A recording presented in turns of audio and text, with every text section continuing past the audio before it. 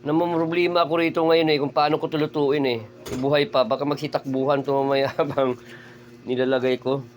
Paano kayo lutuin to, ayun Buhay pa, limango. Tapos gagataan ko yan, may gata na. Tapos nagpakulo na ako ng tag nito. Pinakuluan ko muna tong labong pala yan. Tambo. Kasi yung ulam namin kagabi may natira pa tanghon. Kaya yung baboy na inihaw. Oo. Galing pa yan sa birthdayhan ni Ila Putpot. Oo, baboy na yan. Ang itim ng kawali, no? Ang ganda.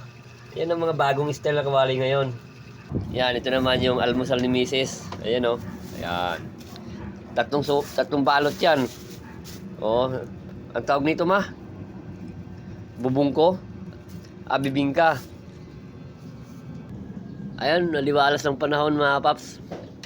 Ang ganda rin tubo ng papaya namin, Ayan, lusog. May palaya din ako dito, Ayan, may bunga na. Sana ba yung bunga na? Ayun, liit pa. Ang liit pa ng bunga, ayan, Ayun. Bakit? Saglit. Sabi ko na nga ba, nalaglag. Paano nalaglag to? Uwi na. Yan muna kayo. Sige. Ayun, kumulo na. Pwede na to. Ay, alam ko na paano to lutuin pala na hindi magtatakbo mamaya habang nakatali pa. Hindi, para patulugin ko muna sila. Baka mamaya pagluto ko Hindi mo man tinanggalan ng tali. Ay, siyempre, mamaya, tanggalan mo ng tali ito, sitakbuhan. Ito muna gagawin ko. Di ba? Para makatulog muna sila. Yan, sorry talaga, crabs. Yan. Okay, yun. Medyo tulog na sila.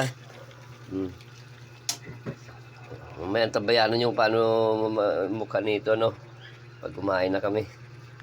Yun, nagkatanggalan yung mga paa, yung mga kamay.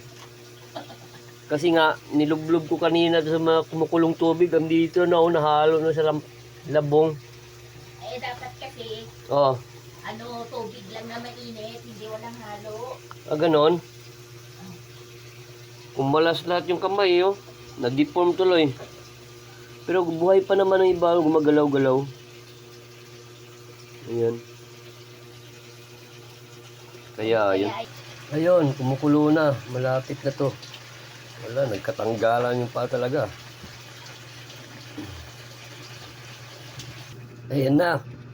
Nakita nyo na yung resulta ng alimango. Tanggal yung mga kumukulo na yung gata. Ayun. Okay lang. Tatanggalin din naman mamaya yan